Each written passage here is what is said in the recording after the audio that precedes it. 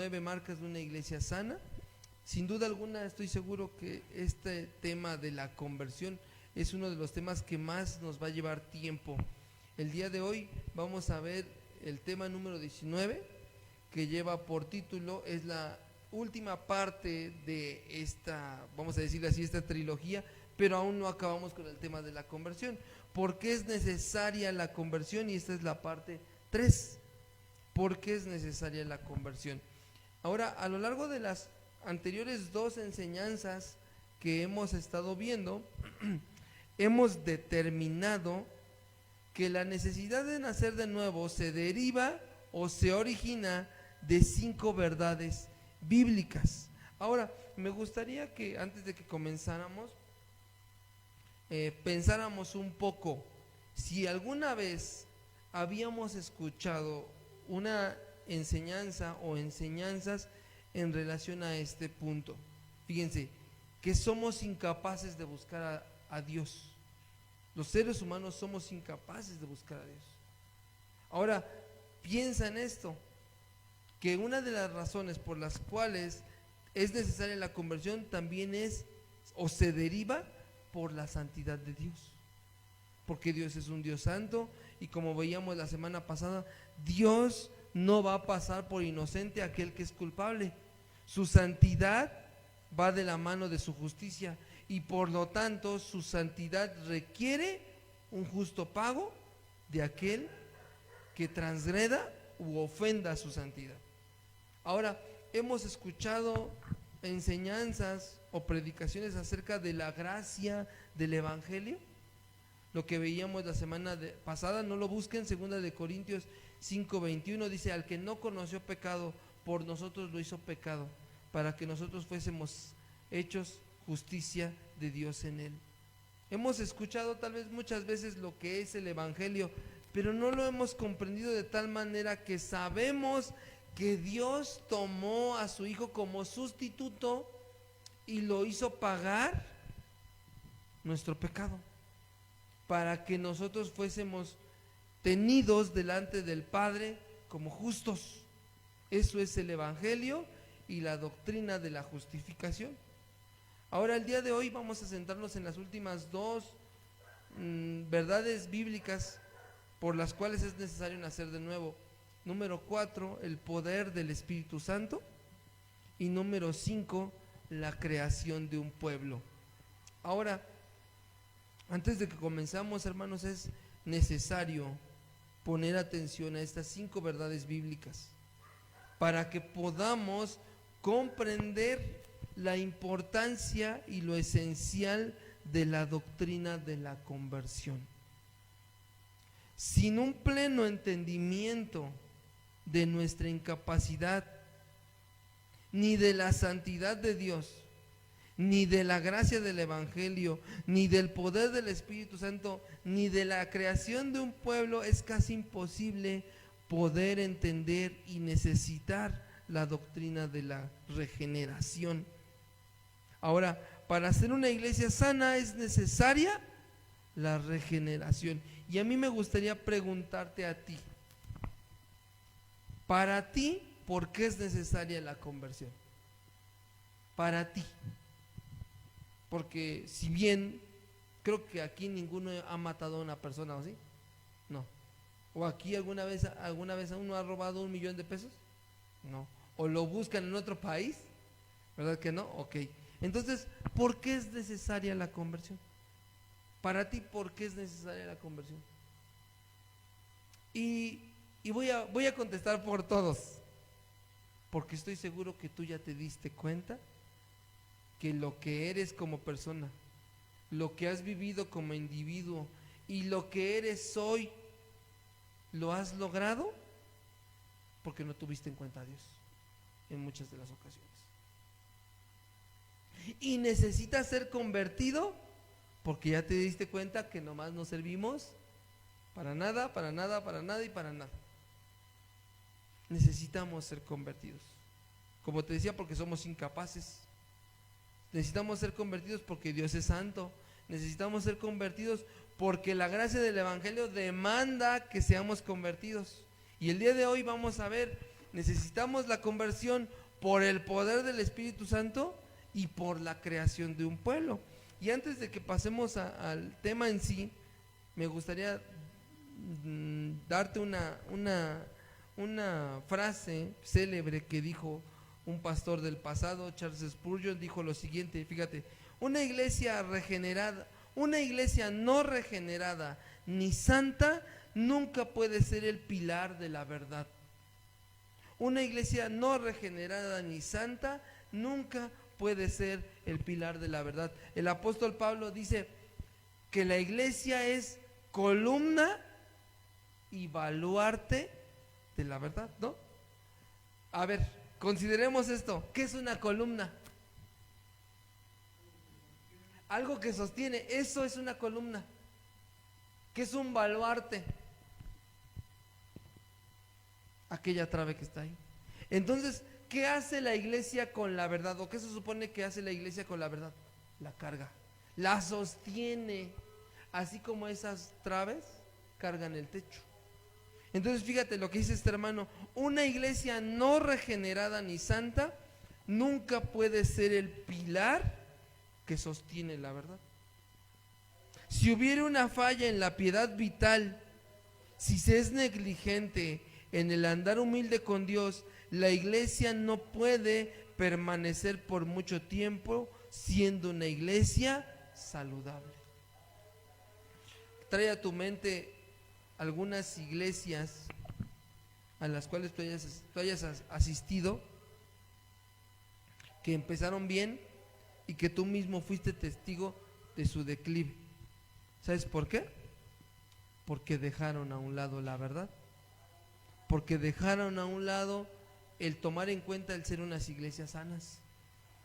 Eso es muy peligroso.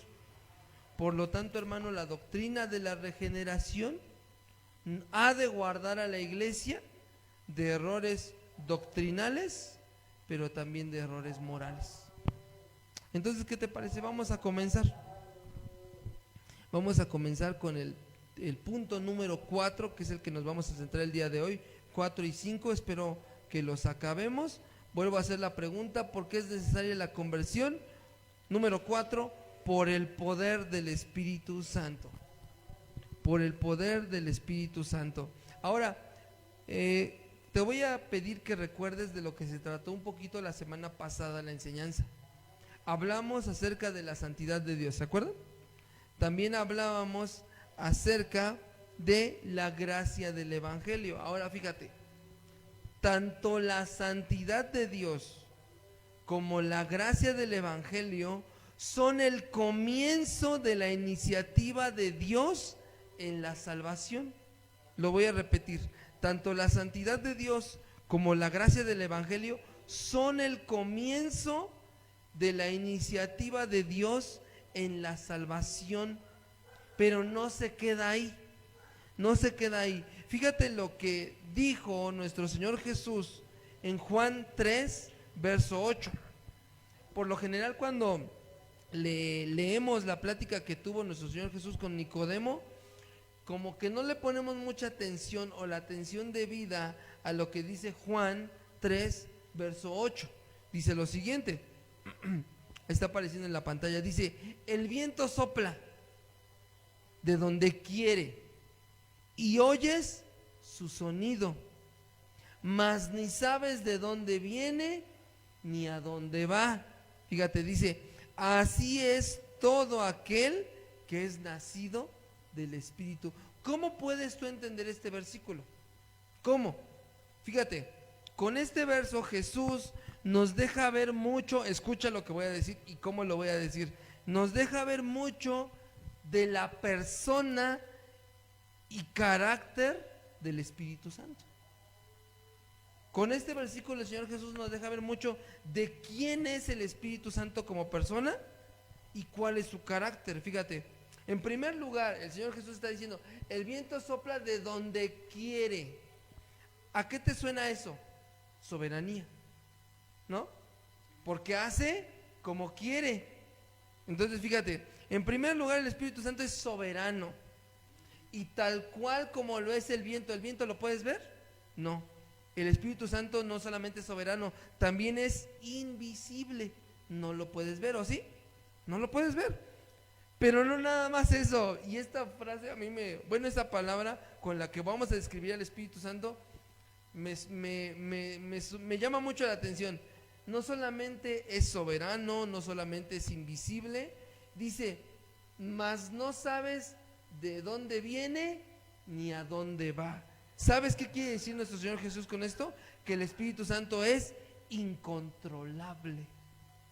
Tú, ni yo, ni nadie en la tierra tiene el poder para controlar la soberanía del Espíritu Santo. Nadie. Fíjate, el Espíritu Santo cumple su misión guiando a los creyentes de maneras únicas, misteriosas, pero siempre de acuerdo con las Escrituras. Siempre. Ahora, Jesús hace un énfasis en que la regeneración, o sea, el nuevo nacimiento, no depende de la voluntad humana, sino de la obra poderosa, transformadora e innegable y soberana del Espíritu Santo. Ahora fíjate, Matthew Henry explica este versículo 8 de Juan 3, lo explica de la siguiente forma, destacando 4 verdades espirituales sobre el Espíritu Santo y su papel en la regeneración. Fíjate, yo los acomodé de la siguiente manera. Número 1, libertad soberana. Número 1, libertad soberana. Comienza el verso diciendo, el viento, otra vez si me lo vuelven a poner, por favor, dice, el viento sopla de donde quiere. Esto es libertad soberana. El Espíritu Santo actúa como un agente libre. No está sujeto a los deseos ni a los mandatos del hombre, sino que obra donde y cuando a él le place. Fíjate, abre tu Biblia en Primera de Corintios 12.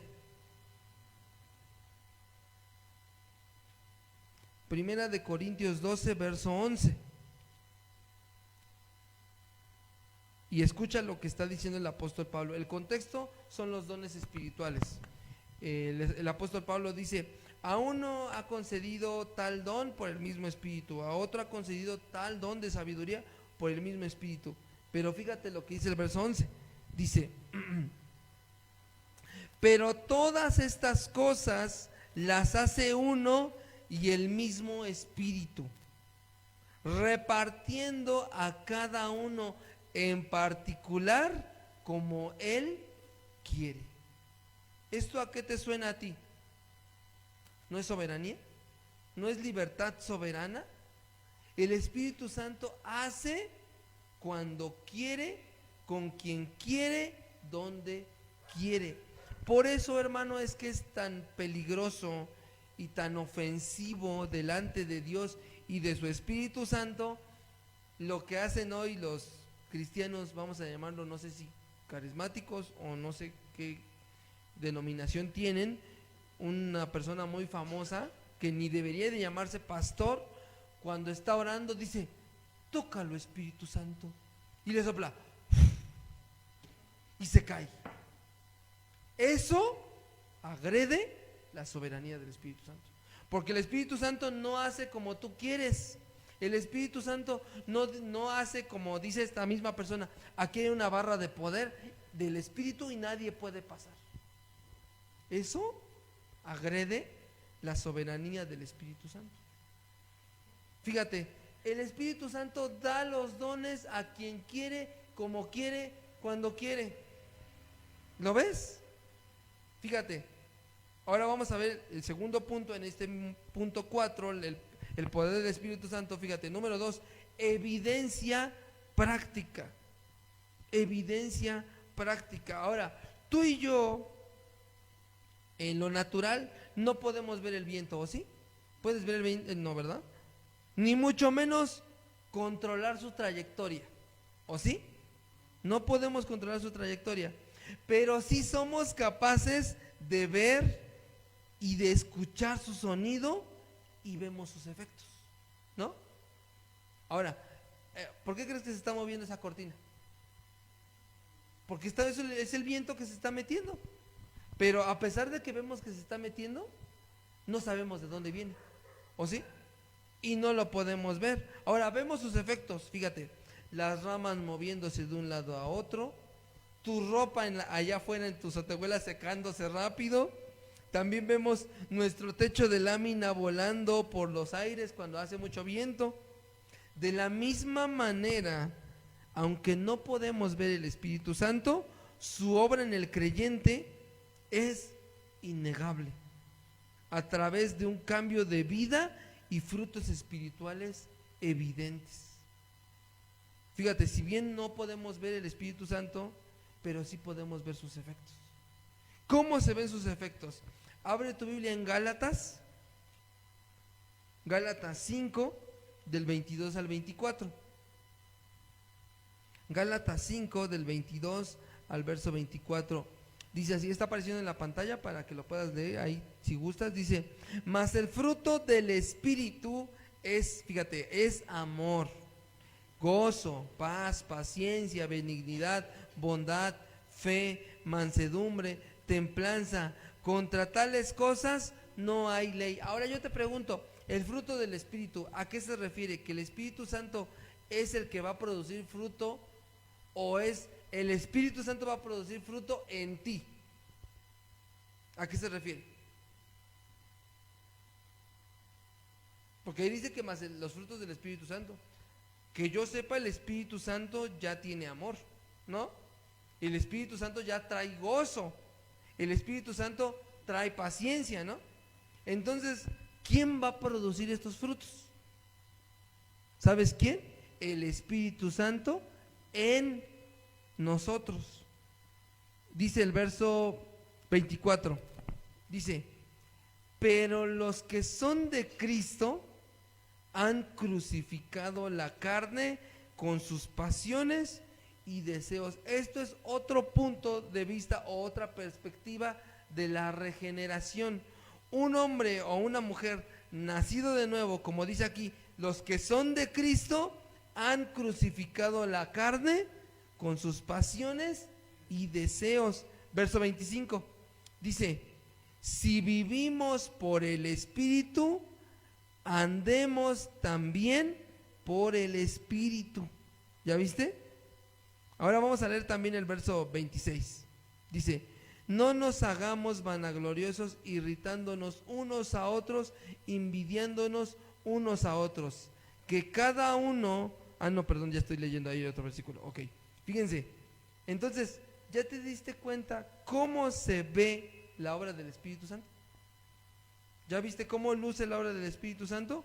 Un hombre o una mujer que ha crucificado la carne con sus pasiones y deseos, que el Espíritu Santo ha producido en nosotros ese amor, ese gozo, paz, paciencia, benignidad. Dice en el verso 25, y si vivimos por el Espíritu, andemos también por el Espíritu. Déjame decirte que andar en el Espíritu no es andar gritando o andar gritando o revolcándose o estar brincando, no. Andar en el Espíritu es vivir una vida cristiana conforme a lo que nuestro Señor Jesucristo vivió.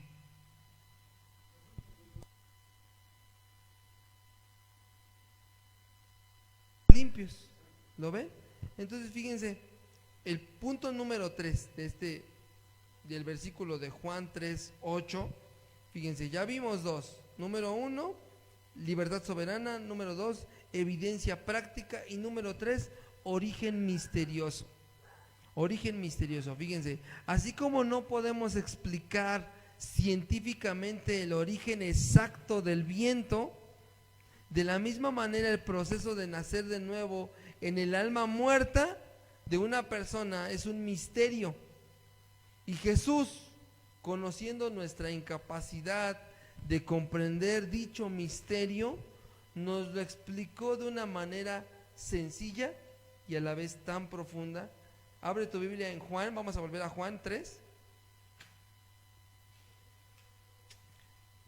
pero ahora vamos a leer del verso 6 al verso 7. Juan 3 del verso 6 al verso 7. Dice así, ¿está apareciendo en la pantalla? Dice, lo que es nacido de la carne, carne es. ¿Lo ves? Y fíjate, y la carne, como su naturaleza lo dicta, es carne, y obviamente algún día ha de morir y un día ha de desaparecer, ¿no? Fíjate, lo que es nacido de la carne, carne es. La carne está condenada a desaparecer, ¿no? Y lo que es nacido del Espíritu, Espíritu es. Verso 7 dice, no te maravilles de que te dije, os es necesario nacer de nuevo. Simplemente el Señor lo sintetiza de esta manera. Tú eres carne, y como eres carne, estás condenado a tu carne. Estás condenado a desaparecer, a morir en tus pecados. Pero lo que nace del Espíritu, Espíritu es.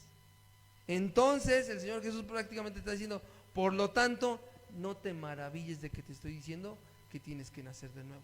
Porque tu misma naturaleza carnal te orilla o te obliga o necesita un nuevo nacimiento, porque de lo contrario va a desaparecer. ¿Lo ves? Entonces ahí ya podemos entender por qué el Señor dice, no te maravilles de que te estoy diciendo que tienes que nacer de nuevo, porque tu carne está condenada a la perdición. Sin embargo, lo que nace del Espíritu es eterno. Entonces no te maravilles. ¿Lo ves? Y el último punto de Juan 3:8, fíjate, el poder transformador. El poder transformador. Vamos a volver a leer Juan 3:8, dice, el viento sopla de donde quiere y oye su sonido, mas ni sabes de dónde viene ni a dónde va. Así es todo aquel que es nacido del Espíritu. Fíjate, la palabra griega que se tradujo por espíritu es la palabra griega neuma. Neuma. Pero ¿sabes también qué significa? Viento. Nuestro Señor Jesús está usando la misma palabra cuando dice el neuma, verso 8, dice, el neuma sopla de donde quiere y oye su sonido, mas ni sabes de dónde viene ni a dónde va. Así es todo aquel que es nacido del neuma. Ahora, fíjate, esto ilustra de manera clara la influencia del Espíritu Santo sobre el corazón del ser humano, la cual, escucha, puede ser a veces impetuosa y poderosa, como un viento recio, y también puede ser dulce y apacible como una brisa. En tanto en Pentecostés el Espíritu Santo irrumpió con poder, tal como un viento recio que fue notorio en toda la ciudad y vieron sus efectos transformadores. Ahora recuerda, cuando Pablo recibe el Espíritu Santo, ¿cómo fue? No fue así, no fue un estruendo, no entró el Espíritu Santo, aparecieron las lenguas de fuego, no. ¿Cómo fue cuando Pablo recibió el Espíritu? Simplemente Ananías se puso enfrente de él y le dijo, hermano Pablo, el Señor me dijo que viniera, que orara por ti y que te impusiera las manos para que recibieses el Espíritu Santo. ¿Y qué hizo? Oró por él y ya. ¿Lo ves? Entonces fíjate, el Espíritu Santo solamente se mueve como Él quiere. En Pentecostés hizo, se puede decir, vamos a decirlo así, irrumpió, trastornó. Pero con Pablo solo le bastó que Ananías impusiera sus manos sobre él para que recibiese el Espíritu Santo. En la intimidad y oscuridad de una casa, fíjate, cuando Dios nos regenera, su Espíritu Santo toma todos los beneficios de la obra que hizo el Hijo, su vida resucitada, su justicia, su gracia, y nos lo aplica a nosotros. El poder del Espíritu Santo demanda como resultado la regeneración en la vida del creyente. Por eso, hermano, es que no se concibe un cristiano que diga que tiene el Espíritu Santo y que sea adúltero, fornicador, engañador, ratero, mentiroso, maldiciente. No, porque la misma naturaleza del Espíritu Santo demanda un cambio en la vida de la persona en la cual habita. Entonces, ¿por qué es necesaria la conversión? Por el poder del Espíritu Santo. ¿Lo ves? Aquí estamos terminando el punto número 4 y vamos a empezar con el punto número 5 y último. ¿Por qué es necesaria la conversión? Por la creación de un pueblo. Ahora, ¿por qué la creación de un pueblo? Fíjate, cientos de años antes de la conversión que Jesús tuvo con Nicodemo, Dios ya había hecho una promesa a través del profeta Ezequiel y la leíamos en la mañana. Él nos daría su gracia, su espíritu, y por si esto fuera poco, nosotros seríamos llamado pueblo suyo. Abre tu Biblia en el libro del profeta Ezequiel. Ezequiel 36, versos del 26 al 29. Ezequiel 36, versos del 26 al 29. Vamos a leerlo, está apareciendo en la pantalla. Dice: os daré corazón nuevo y pondré espíritu nuevo dentro de vosotros, y quitaré de vuestra carne el corazón de piedra, y os daré un corazón de carne, y pondré dentro de vosotros mi espíritu, y haré que andéis en mis estatutos, y guardaréis mis preceptos, y los pongáis por obra. Verso 28, dice: habitaréis en la tierra que di a vuestros padres, y vosotros me seréis por pueblo, y yo seré a vosotros por Dios. Verso 29, y os guardaré de todas vuestras inmundicias, y llamaré al trigo, y lo multiplicaré, y no os daré hambre. Fíjate, estos versos, hermano, son claros y esenciales en la doctrina de la regeneración. Y nuevamente vemos a Dios tomando la iniciativa en ello. Fíjate, donde estos versículos contienen una de las promesas más radicales del Antiguo Testamento, y a su vez son la base bíblica fundamental para explicar la regeneración y la santificación. Vamos, a cada versículo yo le puse un encabezado o un título. Vamos a ver versículo a versículo, y cuando vayamos a comenzar cada versículo te voy a decir su título. Pon tu vista en el versículo 26. Fíjate cómo empieza. Ezequiel 36, 26. Dice así: os daré corazón nuevo y pondré espíritu nuevo dentro de vosotros, y quitaré de vuestra carne el corazón de piedra, y os daré un corazón de carne. Fíjate, este versículo pudiéramos comprenderlo bajo el contexto o bajo el título o la premisa de el nuevo corazón. La primera promesa de parte de Dios en este versículo o en esta porción es, fíjate, dice el verso 26, os daré corazón nuevo. ¿Ya viste cómo comienza el verso 26? Os daré corazón nuevo. Es decir, el corazón de piedra será quitado y reemplazado por un corazón de carne, un corazón nuevo. Ahora, al quitar el corazón de piedra, es Dios quitando el corazón insensible, rebelde y hostil hacia Él, y cambiándolo por un corazón de carne, o sea, suave, responsivo y sensible a su voluntad. Pero nota cómo es Dios quien está tomando la iniciativa al decir, fíjate cómo comienza: os daré. ¿Ya viste? ¿Quién lo va a hacer? Él. ¿Ya lo viste? Os daré corazón. Más adelante dice: y quitaré. En el mismo verso 26 dice: y os daré corazón nuevo, y pondré espíritu nuevo dentro de vosotros, y quitaré de vuestra carne el corazón de piedra. Ahora, ¿quién va a poner el corazón nuevo? Él. ¿Quién va a poner nueva naturaleza, o sea, nuevo espíritu en el corazón nuevo? Dios. Y no nada más eso. ¿Y quién va a quitar el corazón de piedra? ¿Lo ven? ¿Depende algo de ti? ¿Depende algo de mí? Esto no es una simple reforma moral, superficial, sino una transformación completa, escucha, de los afectos, de la mente, de la voluntad y la naturaleza. Hermano, esto es nacer de nuevo. Eso es nacer de nuevo.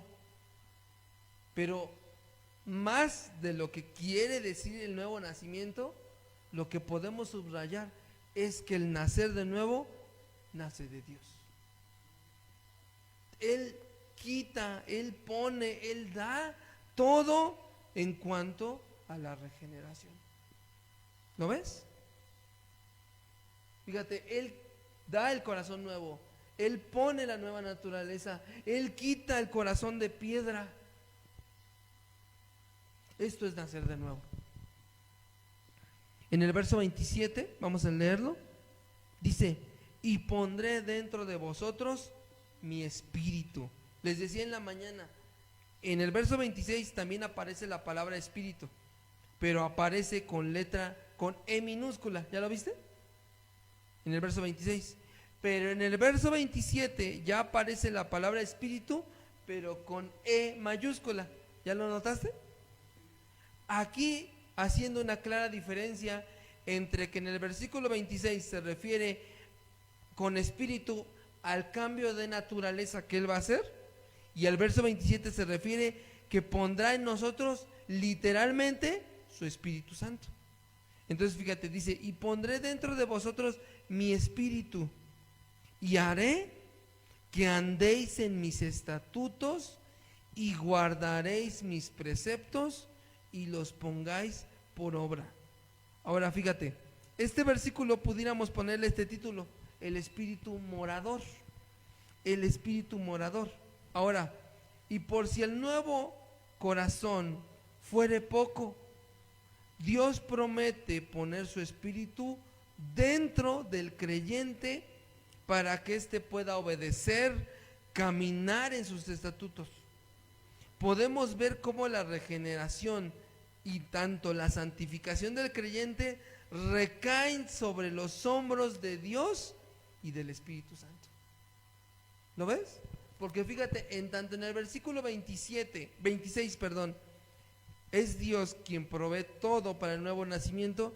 En el versículo 27, fíjate: y pondré en vosotros mi espíritu y haré que andéis en mis estatutos y guardaréis mis preceptos y los pongáis por obra. Aquí vemos que la santificación del creyente cae en los hombros del Espíritu Santo. ¿Lo ves? Nota cómo Dios provee tanto los medios para nacer de nuevo como la capacitación para la santificación. Entonces pudiéramos determinar que después de haber nacido de nuevo y no ha comenzado la santificación, pudiéramos determinar que no ha habido Espíritu Santo. ¿Lo ves? Porque es Dios quien nos da todo para nacer de nuevo, y es Dios quien nos da todo para obedecerle por medio del Espíritu Santo. ¿Lo ves? Ahora vamos a leer el verso 28. El verso 28 dice: habitaréis en la tierra que di a vuestros padres, y vosotros me seréis por pueblo, y yo seré a vosotros por Dios. Fíjate, este versículo yo le puse por título: la promesa con miras a la eternidad. La promesa con miras a la eternidad. Aunque el pasaje está dirigido al pueblo de Israel, al Israel étnico, Dios nos deja ver de alguna manera el destino y la promesa que la iglesia de Cristo ha de disfrutar. Nuestro Señor Jesús dice, cuando dice: voy pues a prepararles morada, para que donde yo estoy, ustedes también estén. Fíjense, y cuando dice morada, eso nos habla de una casa, de una habitación.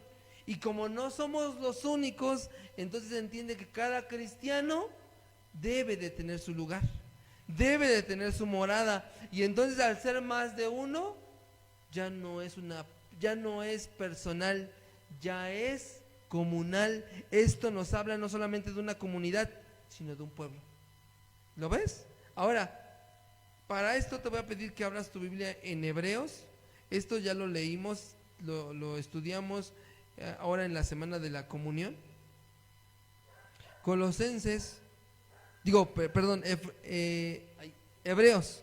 Hebreos 8. Hebreos 8.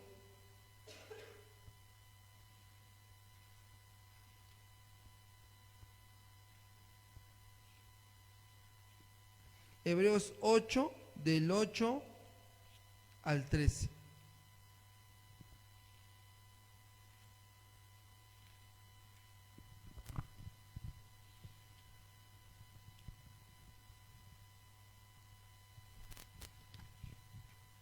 Hebreos 8, del 8 al 13. ¿Ya lo tienen? Voy a leerlo. Dice así. Dice: porque reprendiéndolos dice, fíjate, he aquí vienen días, dice el Señor, en que estableceré con la casa de Israel y la casa de Judá un nuevo pacto. No como el pacto que hice con sus padres el día que los tomé de la mano para sacarlos de la tierra de Egipto. ¿A qué pacto antiguo se refiere? A la Pascua. Entonces dice, porque ellos no permanecieron en mi pacto y yo me desentendí de ellos, dice el Señor. Verso 10, por lo cual este es el pacto que haré con la casa de Israel. Después de aquellos días, dice el Señor, fíjate, pondré mis leyes en la mente de ellos y sobre su corazón las escribiré y seré a ellos por Dios y ellos me serán a mí por pueblo. Verso 11, y ninguno enseñará a su prójimo, ni ninguno a su hermano, diciendo, conoce al Señor, porque todos me conocerán, desde el menor hasta el mayor de ellos. Verso 12, porque seré propicio a sus injusticias, y nunca me acordaré de sus pecados y de sus iniquidades. Verso 13, al decir nuevo pacto, ha dado por viejo al primero, y lo que se da por viejo y se envejece, está próximo a desaparecer. ¿Lo ves? Entonces fíjate, la promesa con miras hacia la eternidad. Él promete que nosotros le llamaremos nuestro Dios, y Él promete llamarnos a nosotros su pueblo. Y tal como esto apuntaba al Israel étnico en Ezequiel, esto apunta a la iglesia. ¿Lo ves? Y ya por último, el último punto de este versículo de Ezequiel 36, vamos a ir otra vez, por favor. Ezequiel 36.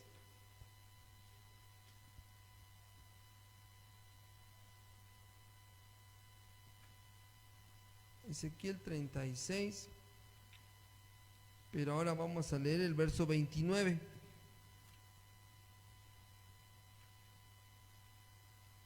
El verso 29 dice lo siguiente: y os guardaré de todas vuestras inmundicias, y llamaré al trigo, y lo multiplicaré, y no os daré hambre. Aquí el título que yo le puse a este versículo es purificación, la purificación y el sustento.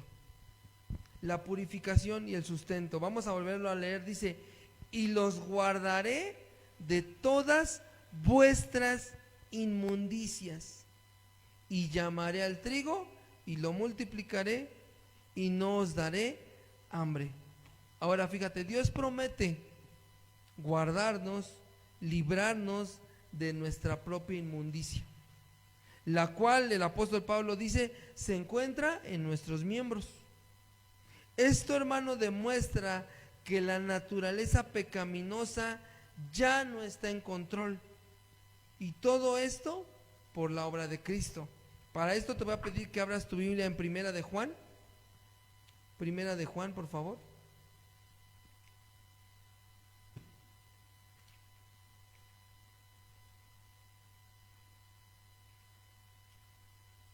Primera de Juan, capítulo 5, verso 18. Primera de Juan, capítulo 5, verso 18.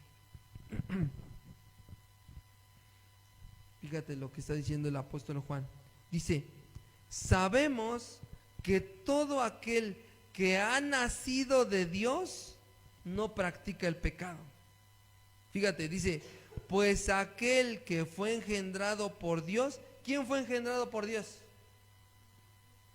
Ok, dice, pues aquel que fue engendrado por Dios, dice, le guarda, y el maligno no le toca. Entonces, ¿quién nos guarda en medio de nuestra inmundicia? ¿Lo ves? Fíjate, esto es, debo de confesar que yo había entendido este versículo de otra manera muchos años atrás, pero fíjate, cuando te pones a pensar que el que no practica el pecado, dice, es porque es guardado por nuestro Señor Jesús, y Dios le guarda, dice, y el maligno no lo puede tocar. ¿Lo ves? Ahora, termina diciendo el verso 29 de Ezequiel 36, verso 29, termina diciendo, dice, y os guardaré de todas vuestras inmundicias, dice, y llamaré al trigo y lo multiplicaré y no os daré hambre. Fíjate, y llamaré al trigo y lo multiplicaré y no os daré hambre. Hubo un tiempo en el que yo escuché este versículo y el hermano que predicó dijo, el Señor va a llamar al trigo. ¿Quién es el trigo? La iglesia, los perdidos. Entonces el Señor lo va a llamar y lo va a multiplicar, y las iglesias no tendrán hambre, serán iglesias grandes. No, error. No quiere decir eso. Esto simple y llanamente quiere decir sustento. Sustento. Notemos, pero antes de que expliquemos esto, quiero que notemos un poco el corazón de Dios en estos regalos que Él ha prometido darnos. Desde el verso 26 notamos que Dios nos dará un corazón nuevo. En el verso 27 el Señor promete naturaleza nueva y su espíritu en nosotros. También promete promesas eternas y guardarnos en medio del pecado. Y por si fuera poco, promete su provisión fiel. Promete su provisión fiel para suplir tanto nuestras necesidades físicas como nuestra hambre espiritual, saciada a través de su gracia y su palabra. Nota cómo nuestro Señor Jesús, o en este caso el Padre, cuando le prometió esto a Ezequiel, promete promesas espirituales sin dejar a un lado las terrenales, como lo son la provisión. ¿Lo ves? Y fíjate, en este punto te voy a pedir que abras tu Biblia, ya por último, en Primera de Pedro, capítulo 2, versos del 9 al 10. Dice así. Dice, recuerda que el encabezado que estamos viendo dice, para la creación de un pueblo. Ok, dice, Primera de Pedro 2, versos del 9 al 10. Dice, mas vosotros sois linaje escogido, real sacerdocio, nación santa.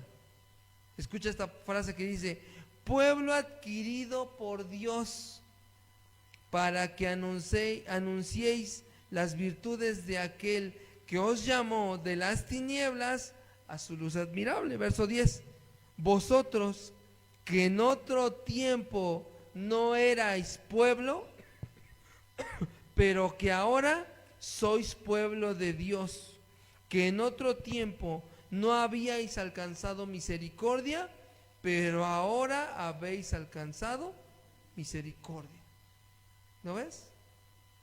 ¿Por qué es necesario nacer de nuevo?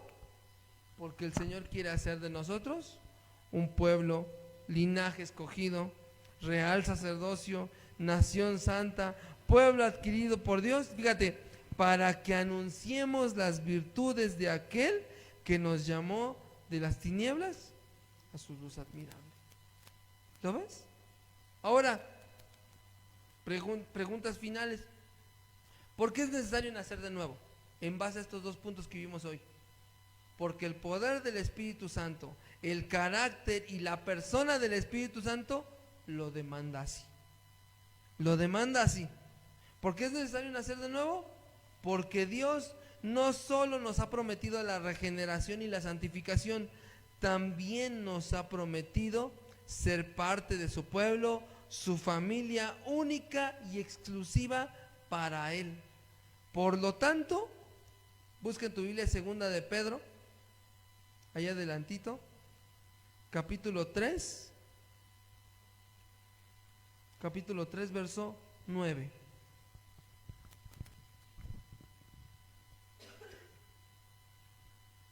Por lo tanto, dice así: el Señor no retarda su promesa, según algunos la tienen por tardanza. Fíjate, sino que es paciente para con nosotros, no queriendo que ninguno perezca, sino que todos procedan al arrepentimiento. Tenemos que proceder al arrepentimiento. Él es paciente, pero su paciencia se va a acabar. Por lo tanto, Él espera que tú y yo corramos al arrepentimiento. Y recuerda, el arrepentimiento antecede el nuevo nacimiento.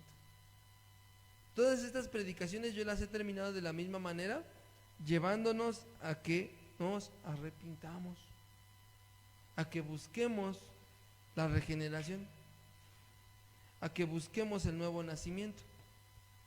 Y me gustaría terminar con lo que dijo nuestro Señor Jesús: por lo tanto, no te maravilles de que te dije, os es necesario nacer de nuevo.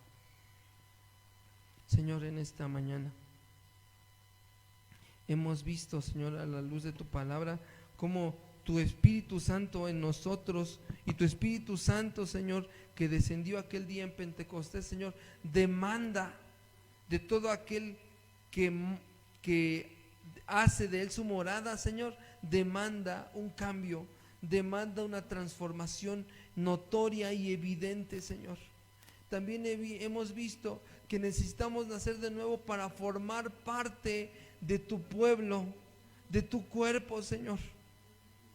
Señor, hoy queremos buscarte, Señor, en oración, buscar que verdaderamente corramos, buscarte en arrepentimiento y fe, Señor, buscar, Señor, verdaderamente ser convertidos, ser regenerados en el nombre de tu Hijo amado Jesucristo. Dice tu palabra, no te maravilles de que te dije, es necesario nacer de nuevo. Porque así de radical como es el nuevo nacimiento, así de radical, Señor, es la obra de tu Espíritu Santo.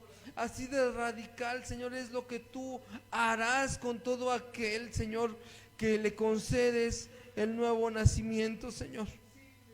Ayúdanos, Padre, no solamente a nosotros, sino a nuestros familiares, a nuestros hijos, a nuestras sobrinas, a nuestros primos, a nuestros cuñados, a nuestras cuñadas, Señor, a nuestros hermanos en la fe. Ayúdales, Padre, venir a ti en arrepentimiento y fe. Concédeles, Señor, el arrepentimiento. Concédeles el nuevo nacimiento, Señor Jesús. Concede, Padre, que nosotros los que ya hemos sido regenerados, los que ya formamos parte de tu pueblo, entonces, Señor, anunciemos y proclamemos las virtudes de aquel que nos llamó de las tinieblas a su luz admirable, Señor. Ayúdanos. Ayúdanos a no quedarnos callados, sino a prorrumpir, Señor Jesús, con la predicación de tu palabra, Señor. Señor, ayúdanos a entender que la conversión es la manera en la que tú creas a tu pueblo, Señor. Ayúdanos, Padre. Ayúdanos. Concede el nuevo nacimiento a todos aquellos que forman parte de esta iglesia, pero que no han sido regenerados, Señor. Y pongo en tus manos, Señor, todo lo que estamos aprendiendo. Concédenos, Padre, vivir de tal manera nuestros días, que nos arrepintamos a diario de cuánto pecado hay en nuestra mente, en nuestra alma y en nuestro corazón, Señor. Hoy rogamos por tu Espíritu Santo, rogamos por tu presencia en nosotros. Santifícanos, transfórmanos, regenéranos, Señor. Haz de nosotros un pueblo de reyes y sacerdotes para ti, Señor. En tu nombre clamamos y te damos gracias, Señor. Amén. Amén.